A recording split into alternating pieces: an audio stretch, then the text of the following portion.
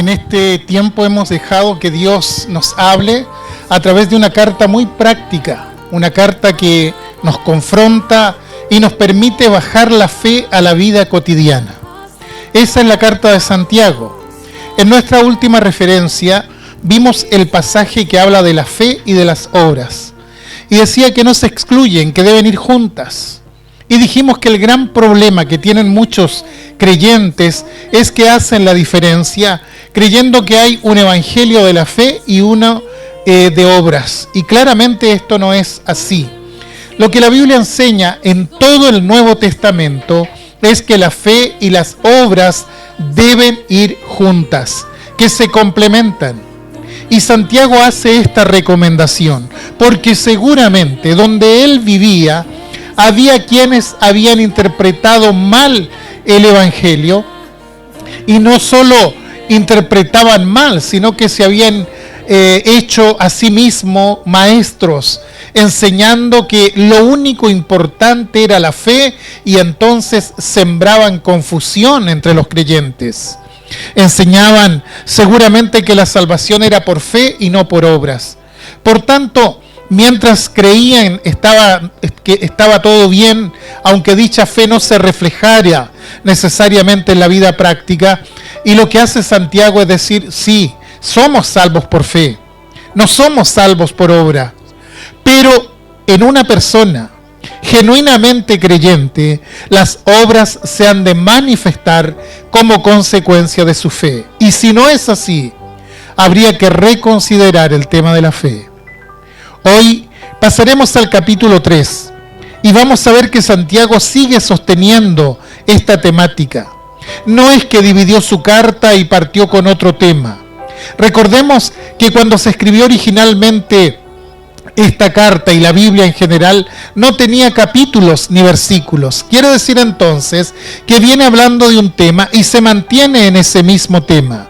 Él está diciendo que hay confusiones en esto de la fe y las obras y que habían pseudos maestros que estaban causando un gran daño a partir de esto.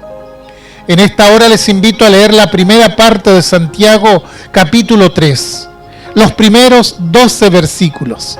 Dice así la bendita palabra del Señor. Hermanos míos, no os hagáis maestros muchos de vosotros, sabiendo que recibiremos mayor condenación, porque todos ofendemos muchas veces. Si alguno no ofende en palabra, este es varón perfecto, capaz también de refrenar todo el cuerpo. He aquí nosotros ponemos freno en la boca de los caballos para que obedezcan, y dirigimos así todo su cuerpo.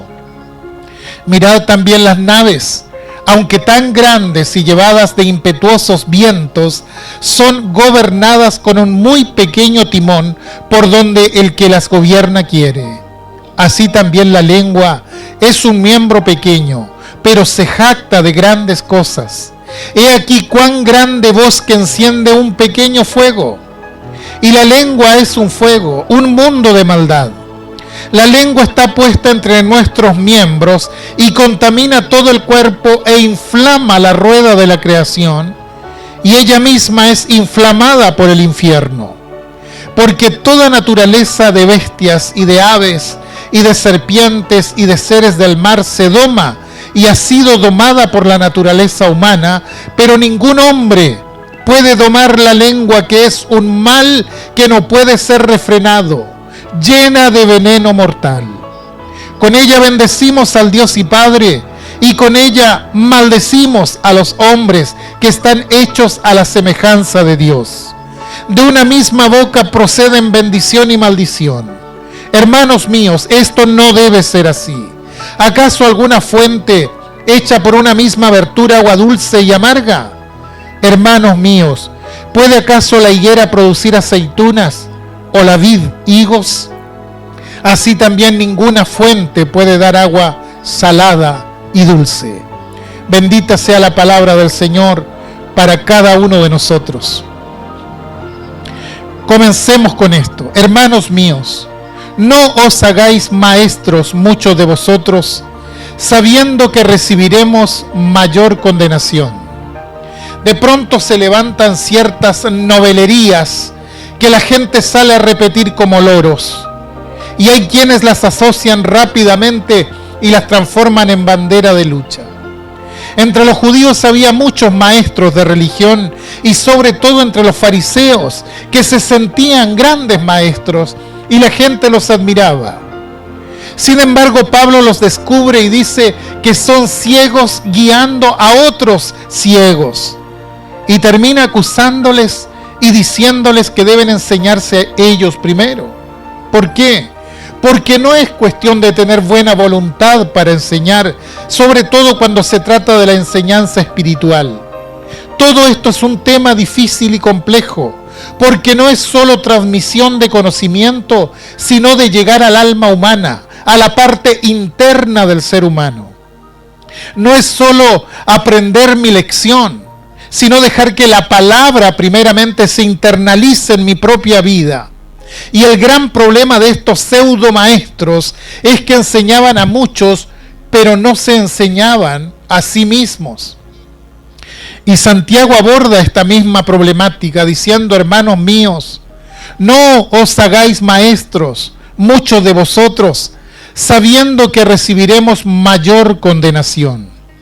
Claro, porque no es sencillo pararse frente a una asamblea a enseñar o a predicar. Es una tremenda responsabilidad. Tampoco es cosa de decir, para no quemarme, simplemente ni enseño ni predico, porque Dios por su palabra nos encargó que enseñemos a otros, que capacitemos, que instruyamos, pero que debemos hacerlo con temor y temblor.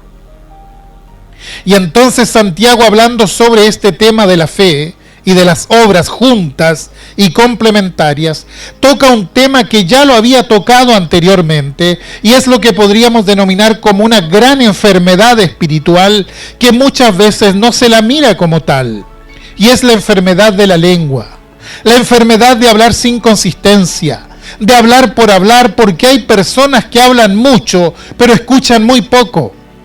El tema de la lengua no es algo insignificante o de poca relevancia.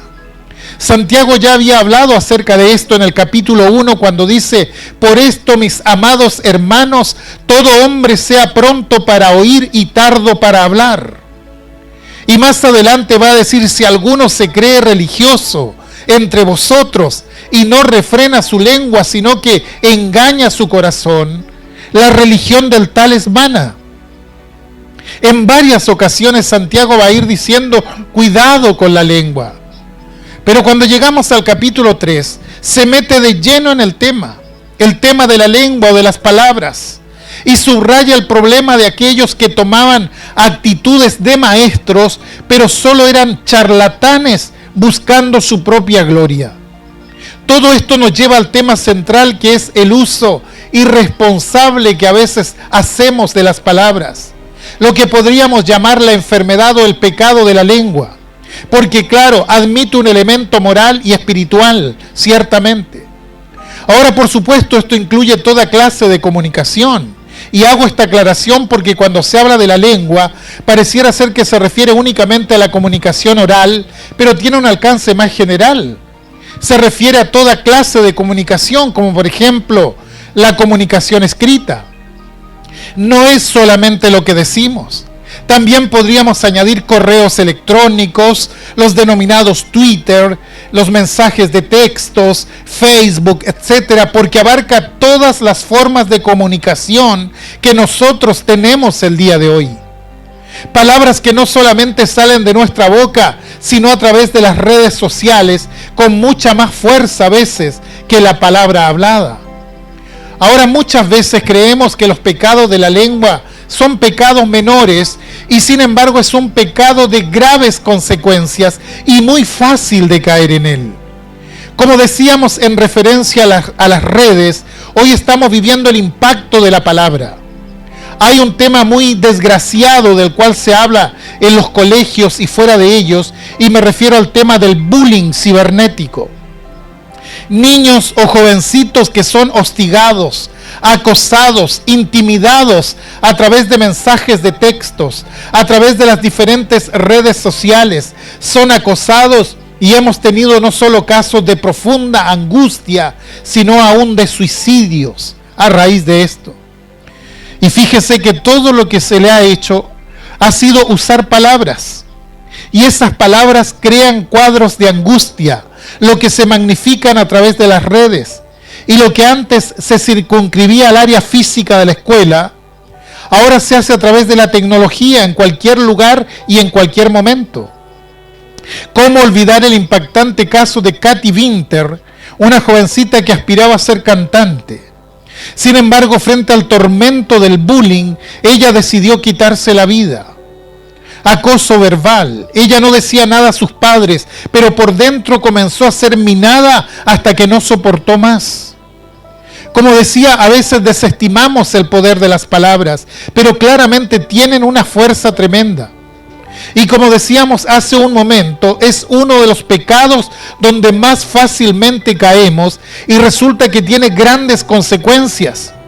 Por lo tanto, el tema que trata Santiago en este capítulo no es menor bajo ningún aspecto. Él parte de una realidad, la realidad de que este pecado es universal, porque dice todos ofendemos muchas veces. Entonces tenemos que partir del hecho de que nadie está libre de dar mal uso a la lengua, que es una realidad latente y tremenda. Todos ofendemos muchas veces. Pero hay una prueba de madurez, y esa prueba de madurez es la forma en que manejamos la lengua o las palabras. Fíjese lo que dice Santiago: si alguno no ofende en palabra, este es varón perfecto, capaz también de refrenar todo el cuerpo. Entonces, ¿cómo puedo saber si estoy tratando con una persona madura? Bueno, escucho cómo se expresa, cómo habla. Si alguien aprueba este test, está demostrando que realmente tiene dominio propio. Pero si se desboca, entonces tenemos que pensar que estamos frente a una persona que tiene graves problemas éticos y espirituales.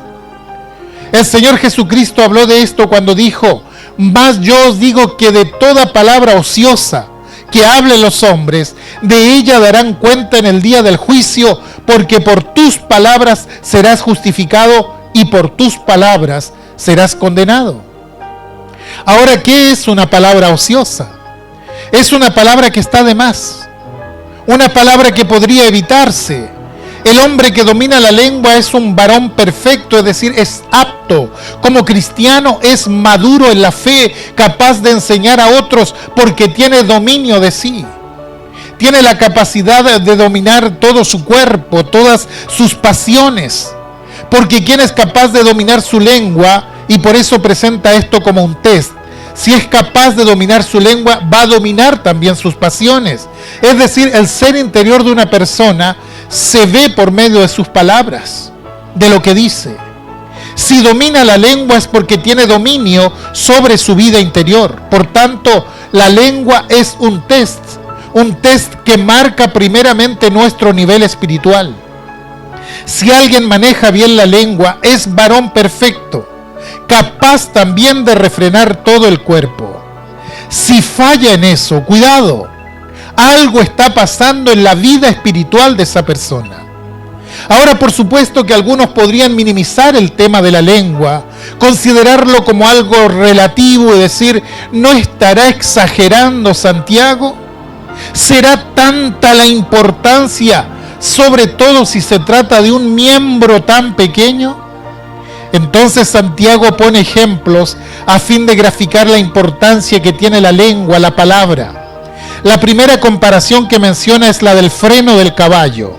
Dice: nosotros ponemos freno en la boca de los caballos para que nos obedezcan, y dirigimos así todo su cuerpo.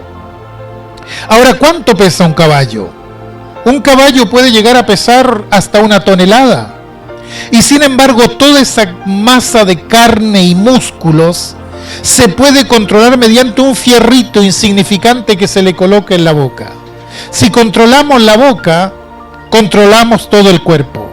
Esto demuestra la importancia de que si la inteligencia, la sabiduría maneja la lengua, entonces la totalidad de la persona será controlada. Si la capacidad de discernimiento, que es la base de la inteligencia, gobierna a la lengua, entonces puedo controlar la totalidad de la persona. Un segundo ejemplo que proporciona Santiago es el del timón de un barco. Mirad también las naves, aunque tan grandes y llevadas de impetuosos vientos, son gobernadas con un muy pequeño timón por donde el que las gobierna quiere. Aquí Santiago complementa la imagen anterior. La primera es esta gran masa de fuerza manejada por un pequeño fierro en la boca, pero además la persona, como el barco, siempre está sujeta a circunstancias difíciles. Vientos que quieren sacarla del rumbo parecen ingobernables. Vientos, tormentas, mareas. Pero un pequeño timón le va marcando el rumbo a pesar de las contingencias.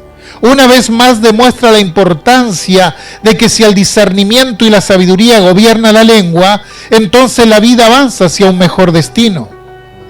Y el tercer ejemplo que pone Santiago es un ejemplo negativo, es el de la chispa o el fósforo, podríamos decir, porque la lengua no solo es el centro del control, sino que si se usa mal se puede transformar en una chispa capaz de provocar un gran incendio.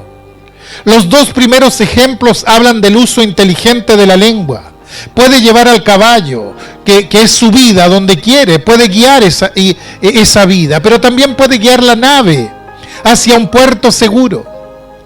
Pero si no la maneja inteligentemente, sabiamente, y se independiza del discernimiento, puede transformarse en el fósforo que provoca un incendio forestal de grandes proporciones.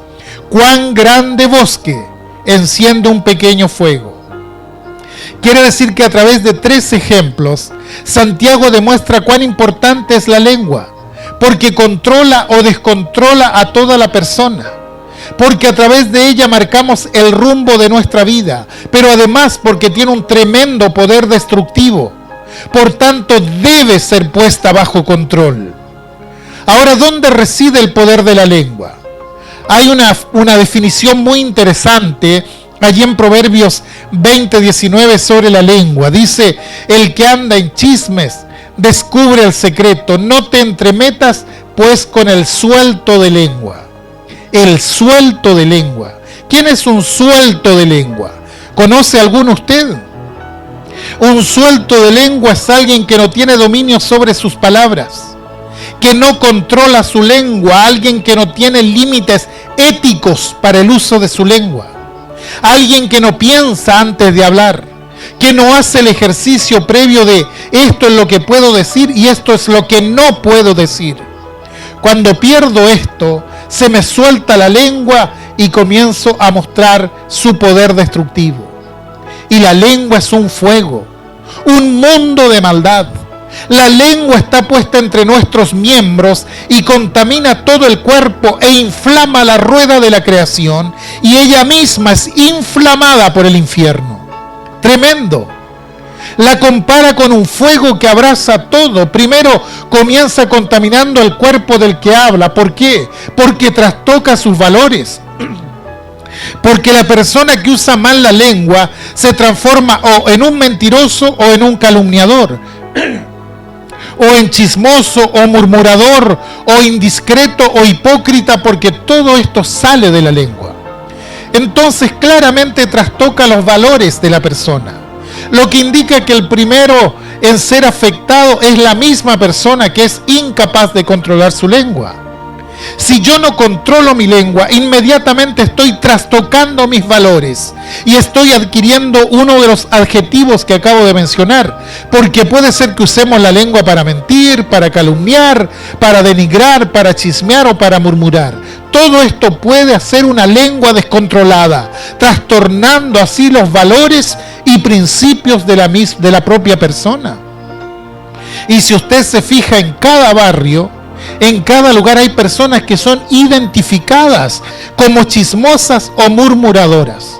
La misma gente ya las identificó como personas sueltas de lengua.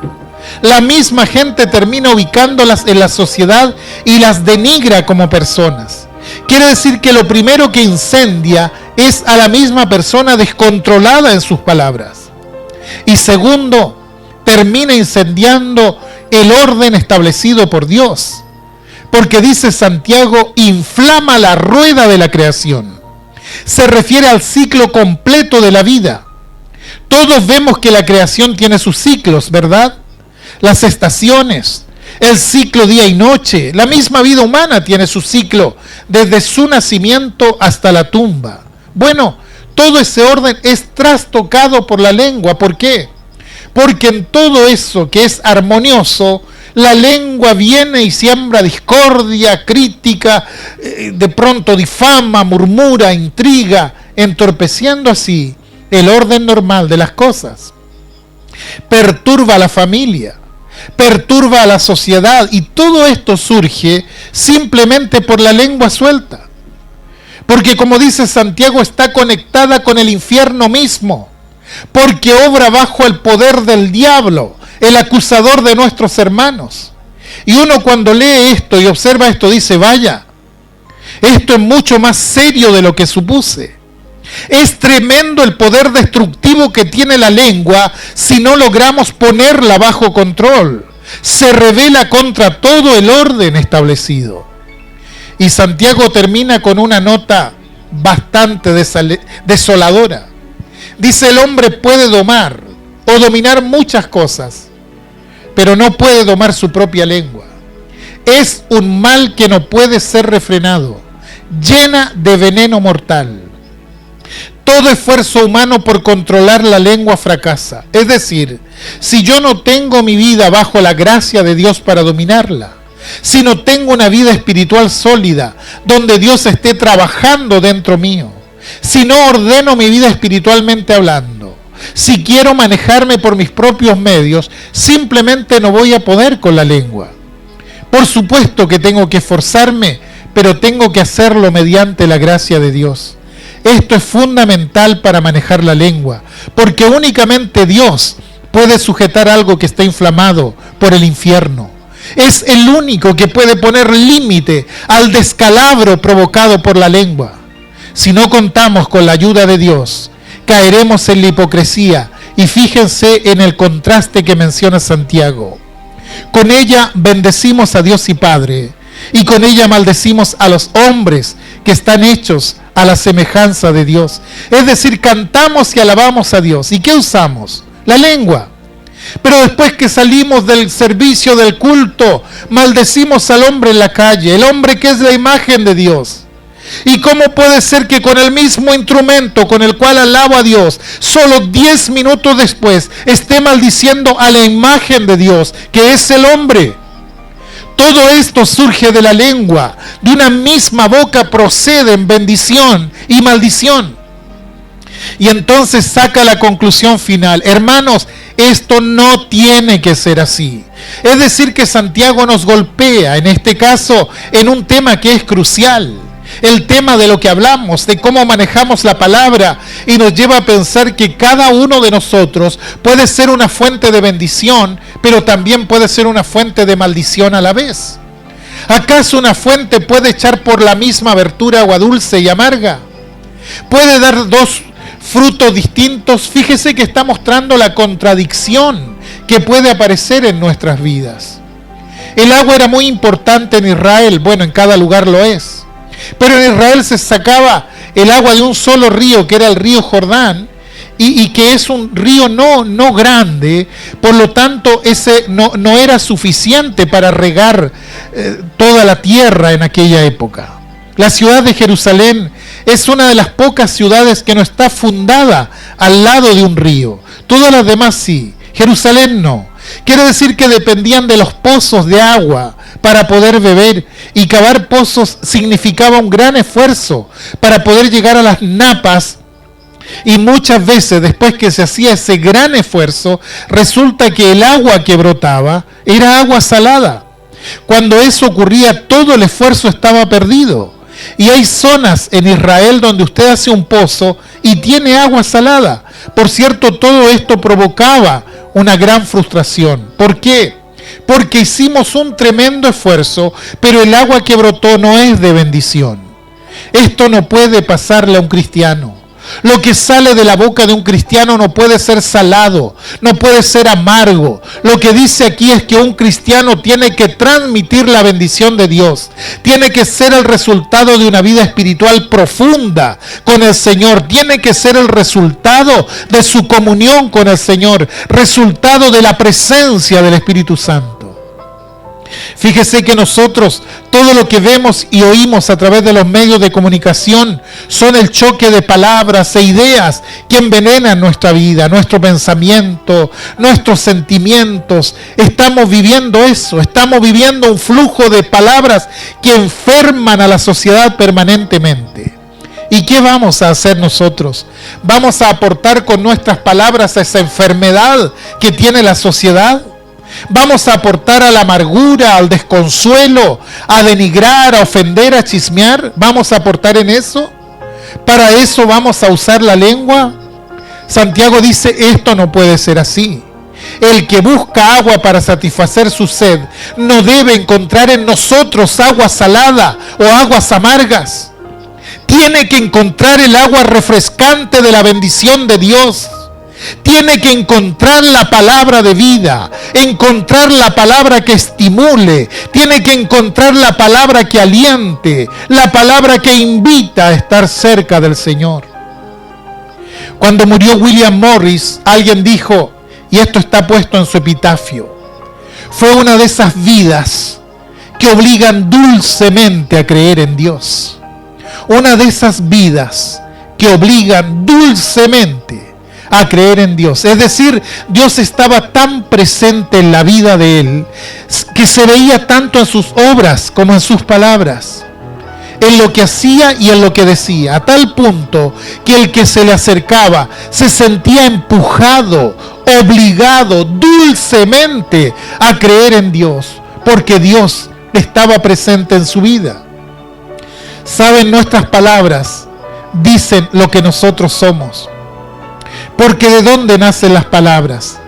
Dice la Escritura que de la abundancia del corazón habla la boca. Lo que hay en tu corazón es lo que va a salir hacia afuera, es lo que vas a darle a los demás. Si tu corazón está lleno de paz, tú vas a darle paz. Si tu corazón está lleno de amor, vas a darle amor. Si estás viviendo un tiempo de serenidad con tus labios, vas a dar eso, vas a dar tranquilidad. Lo importante es que el Señor esté gobernando ese corazón para que cuando el río de la palabra, el flujo de la palabra, la corriente de la palabra salga de mi boca, pueda llevar al otro un mensaje de bendición realmente.